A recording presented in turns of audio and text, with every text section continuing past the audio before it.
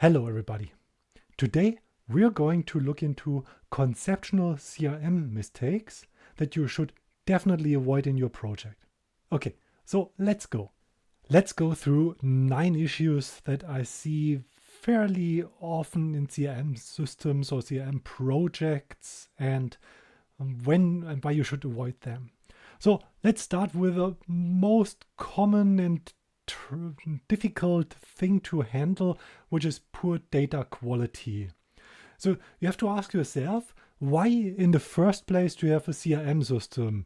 In order to store outdated old data of customers who don't exist anymore, or you store wrong data? No, of course not. You want to work with this data, so keep it up to date.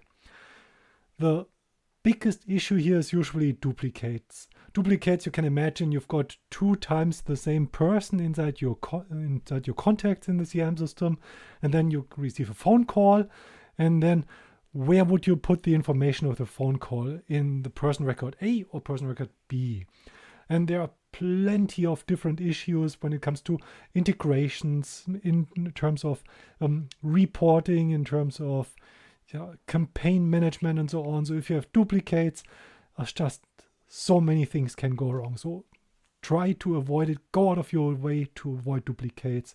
Or if you can't avoid them, keep them up to date. Merge them every month, one time or whatever. Maintain the data. Incomplete data. So what if you want to send snail mail, direct mailings or whatever, and then you can't, or you would still pay for it, but you provide incomplete addresses, and then you receive from the postal service that some issues arose or whatever. Outdated records. It's always good to maintain the data. So if somebody of your customers, like a contact, quits in a company and moves to another company, maybe you want to update this information as well. And inconsistent formats goes from telephone numbers all the way down to, let's say, notes or whatever. So plenty of issues around data quality. Make sure that the data you need has really good quality. Then lack of integration. You can't imagine how often I see this inside CRM projects where we have like a break of processes where you have to print out a sheet of paper, hand it over to the next person, and this person enters it manually into another system. It's 2025 nowadays. So this is not how the world works anymore. So of course you need to have integration with all the important systems so that data flows through your business processes, through different systems that you have installed and integrated with each other. So maybe you've got a marketing automation. Once the lead is sales qualified, the marketing automation will hand the lead over into the CRM for the sales team to call. Or the website, of course, you should not receive emails from your website and now copy and paste data in your CRM. This goes automatically, of course. A help desk, if you have information about where the problems of a customer are, if you don't have them in the CRM system or like in a CDP or whatever, how can you prevent churn from happening or something? So you need integration into ERPs, data warehouses, CDPs, into your marketing automation. Your processes are just the processes, and you have got multiple systems on those processes, and those systems just hand data over from one to another. Unfortunately, I see this as well, implementing a system without asking the stakeholders. So who is implementing systems? Sometimes it's the IT, sometimes marketing, sometimes it's sales or similar. So it could be that a system is being imagined, implemented, conceptualized by just one department mainly, and this department didn't onboard the stakeholders or the end users. And then what happens then? Somebody is hiding in the basement for a couple of months, developing a great system according to all the requirements. And then finally it's being deployed and presented, and the users are completely confused because they do not need the system at all. So this is terrible. Work together with people, with users, with your teams on one goal, have everybody on board, and just avoid projects which fail, basically. Here, a very tricky one. Ignoring customization needs and over customizing. So it's basically the opposite. But there is a balance in the middle, which is very, very difficult to figure out. So when do you say stop? We don't continue customizing. This is as good as it should get for us. And where do you still say, okay, this needs to be automated, this needs to be adjusted according to our needs? So of course, you've got business processes, and then you need to figure out how to implement them in the CRM.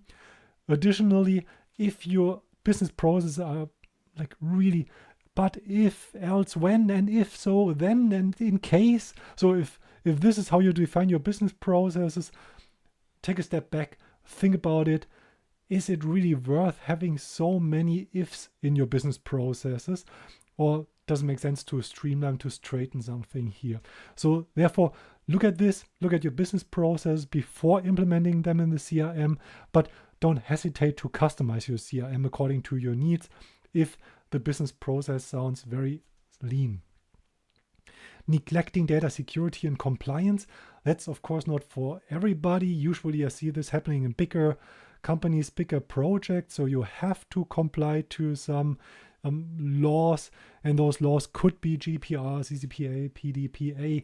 Depending on where you are on this world, there are some restrictions, some laws, some guidelines of how you should store data, when you should delete data, which kind of data to store, and have access controls around this. So make sure you know what you need here. Insufficient scalability planning. So it's very neat. I see this very often with, don't want to mention any names, but kind of pricey CRM systems out there on the market. They do a fantastic job in marketing. So they're everywhere. If you search for anything content-wise, you find them in Google, place number 1.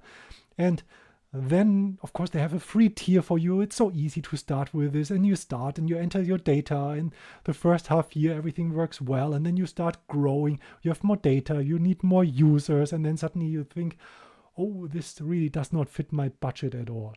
So here, make sure you're thinking long-term before deciding on a system. Otherwise, you would still need to do the migration, which is way more expensive than deciding on the right system in the first place. Backup and recovery. So for bigger systems like Soho, Salesforce, and so on, maybe you don't need to do this as much. So the data is kept in data centers and it's distributed over many nodes, and usually it should be quite safe. But again, you should take a backup once in a while, just in order to have your data as well. So the backup strategy might be quite easy depending on your CRM system. And the biggest problem is usually the recovery. So take, for instance, Soho, fantastic system. Backup works with just one click, so easy. You can download it, and then there are some specific relationships which will break inside this one, and you can't really restore your complete backup. So therefore, test it first and make sure that you can restore everything that you got out from your backup as well. Otherwise, it can really lead to maybe you've got a smaller CRM vendor, they went bankrupt, you've got kind of a backup, but you can't really open it, and the structure or the relationships are completely gone. So basically you have to restart from scratch with all your data and with your data maintenance. Another thing around backup and recovery is availability.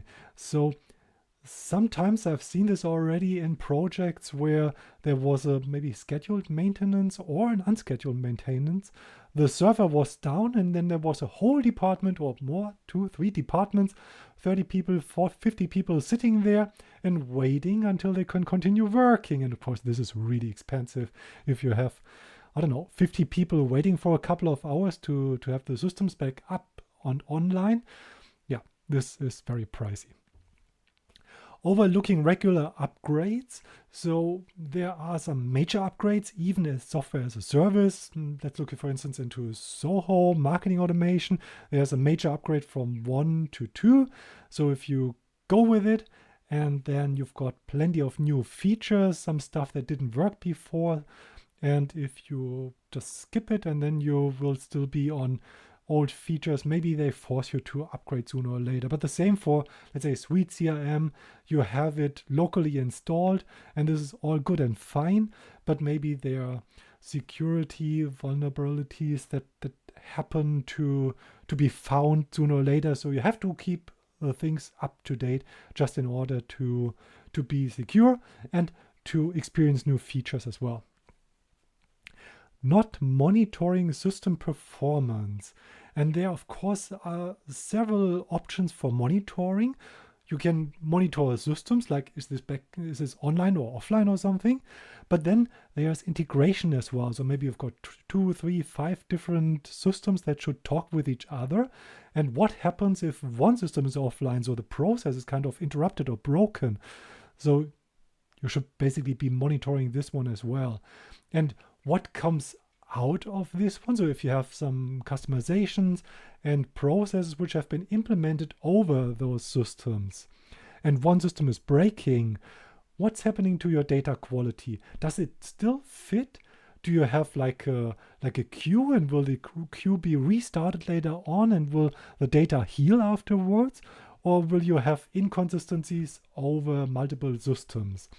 Therefore, data monitoring is a reasonable thing to do as well. In one system, do you have outliers or something, but over multiple systems as well, just to make sure that your processes are working, that everything is running smoothly from the server itself over the integrations to the, maybe if it's just one specific website form that is being filled out over and over and over again in the wrong way, so that you can make things like this visible. So look into monitoring as well. That's it. These are just 9 conceptual mistakes, which sometimes get forgotten in projects, sometimes get overlooked, sometimes don't get the attention that they should have. So look into those details here. Make sure that you take those learnings and implement those inside your CRM projects and in general inside your software projects in your company. Thank you very much for watching. That's all for now. See you next time. Bye.